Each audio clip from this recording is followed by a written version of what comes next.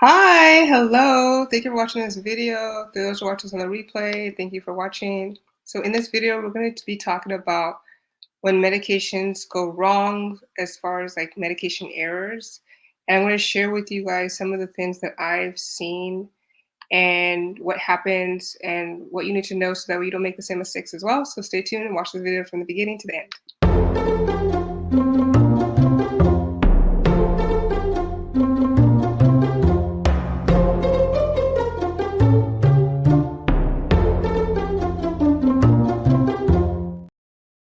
So let me share with y'all some real medication errors that can happen, and I've seen happen more than once. And I really hope that from listening to this, you will take it seriously and that you won't make the same mistakes, or you won't, or you'll tell other people so that way they don't make the same mistakes as well. And one thing I will say too, all of the content that I'm sharing with you today, it doesn't represent any hospital. Okay, so let me just put that disclaimer out there right now. Okay, it does not represent any hospital, any employee, any nurse, any person. These are examples, so that way you guys can be aware and learn how to prevent patients from getting hurt, patients from dying.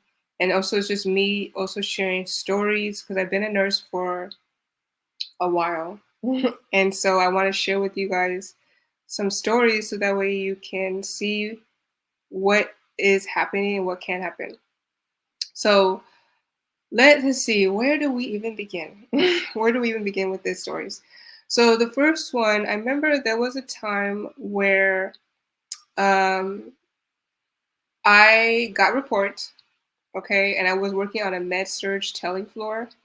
So I got report and everything, and they told me, you know, patients here for pneumonia, or it was some type of infection that they were there for. And I remember that because they were on vancomycin. Okay, so they told me, okay, he's on vancomycin, and I was working the day shift. So I'm sorry, yeah, I was working the day shift, so I was receiving report from night shift. Okay, so it was a med-surg tele-floor, so I'm gonna paint the picture. Med-surg tele-floor, I was working day shift, and I was receiving a report from night shift.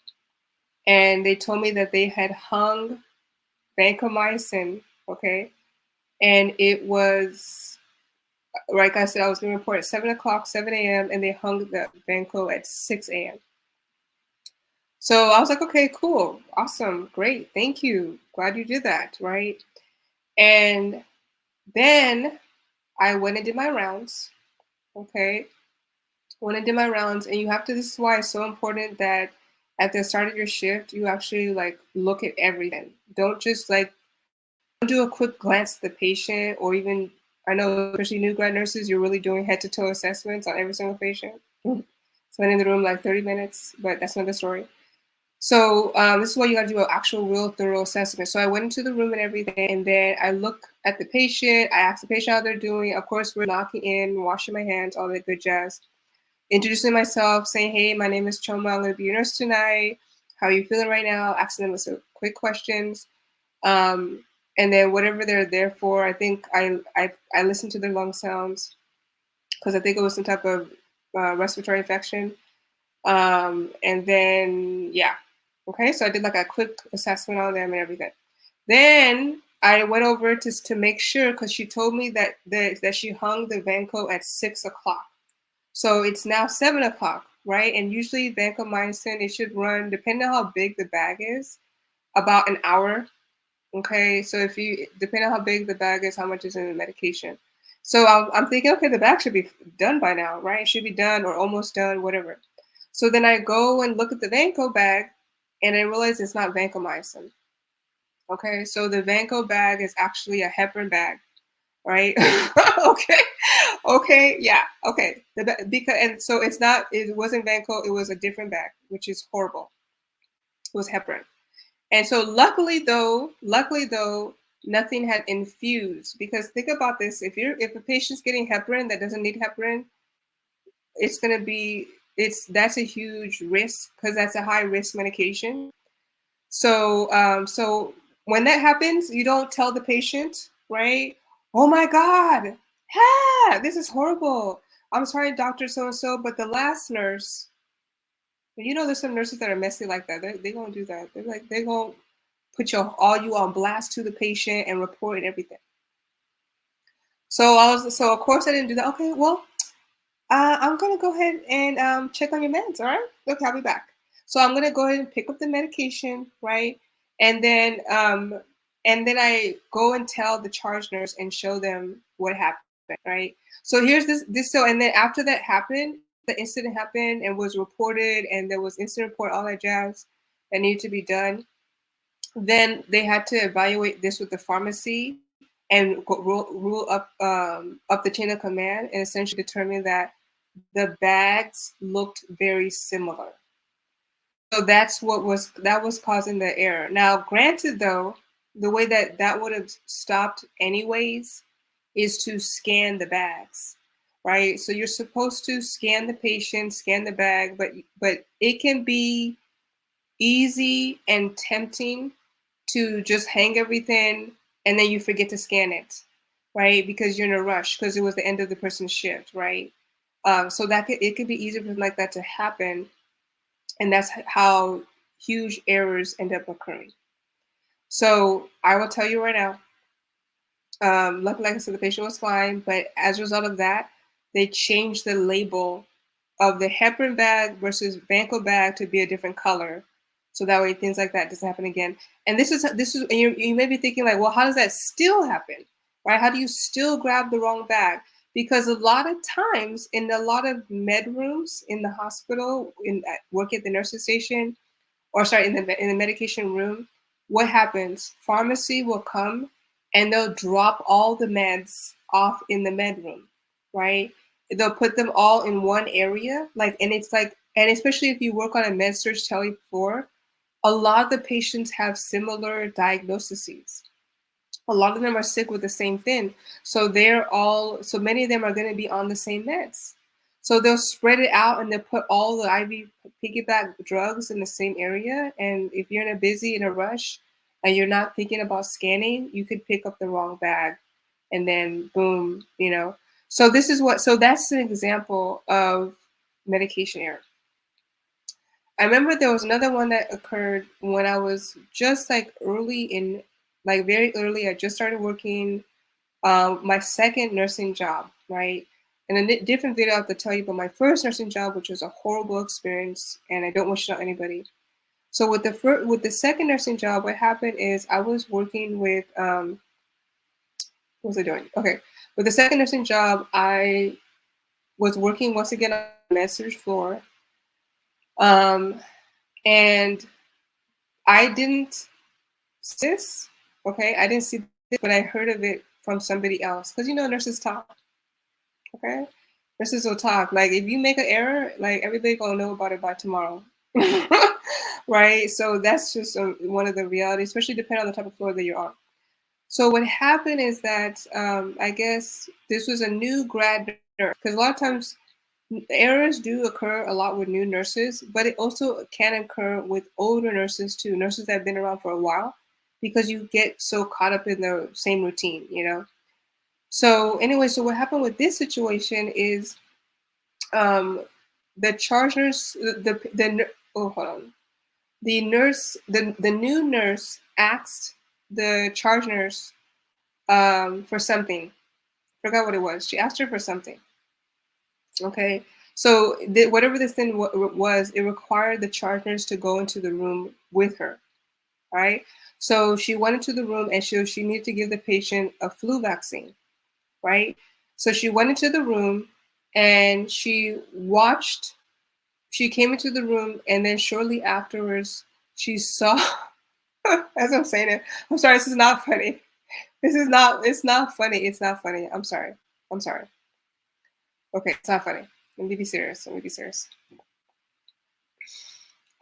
Okay, sorry. I'm sorry.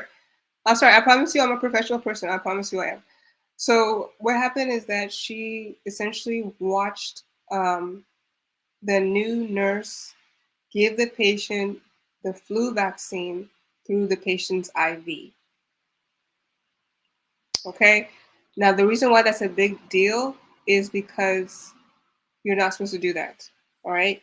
You're supposed to, flu vaccines are supposed to only be given IM, all right, as a shot. And luckily, the patient was fine. Nothing happened to the patient. The patient was okay. But that's terrible, right? That's horrible. So, as a result of that incident, the nurse was immediately fired, right? She was immediately fired. I don't know if anything happened with the license or whatever, but she was fired and then, of course, educated not to do that again. And so, what I will tell you too is that one thing I will say, although for us nurses that have been around longer, that are trained, we're going to see it as like, deplorable, horrific. And the reality is that a lot of nurses don't, or sorry, some new nurses don't understand the gravity of the route that you're giving medications in. That's the reason why a lot of errors occur. They're not aware, okay, why it's so important that you give this PO versus sub Q, why you should give this IM versus IV. Like, so they don't understand. It's something called distribution. So this is all pharmaceutical terms, but when it comes to they're distributed, how meds are metabolized and absorbed in the system, it's accelerated at the when you give them through IV. So it matters the route that you give because of how fast the medication works, especially if it's a high risk drug. So this is an example, and I've seen a lot of med errors are usually often a result of not just maybe giving too much, but honestly giving the wrong through the wrong route. Okay. So what I will say too, if you're watching this and you are not a nurse, right, but you are somebody you're in the hospital or you have family in the hospital or loved ones in the hospital or you're worried about being in the hospital, anything like that, this is why I wrote a book called 52 Things You Need to Pay Attention to When You're in the Hospital. One more time, 52 Things You Need to Pay Attention to When You're in the Hospital, because it bothers me when I hear things like that. And then when I hear especially a lot of stories of patients dying for things that are very preventable. And so it maybe inspired me to write the book. So if you are, it's more ideal for somebody that is that's not a nurse. You could learn some stuff if you are a nurse, but it's more ideal for someone that's not a nurse because it's going to help protect you and protect your family, because you're going to know medical jargon that the hospital is going to be surprised that you know, and you're going to know what to ask, what to say, what to tell them, and when to realize something is wrong before it actually gets worse. So if you want to get my book, go to Amazon. Like I said, it's called 50 Things You Need to Pay Attention to When You're in the Hospital. If you're watching this video and you are a nursing grad or trying to take you past your boards, go ahead and click the link below. I have a NCLEX review course with a question bank, and then I also have a free test, take a free NCLEX predictor test to see how likely you are to take and pass your exam. All right. If you have any comments, comment below. Let me know what your thoughts are as far as what I shared with you. It's crazy, but unfortunately, things like this are still happening. Errors are definitely happening because people are human. And now it may be more common now because of the fact that people are working very hard. Nurses are working very hard. Nurses are working overtime. Nurses are going, working because they're trying to keep up with the economy and etc.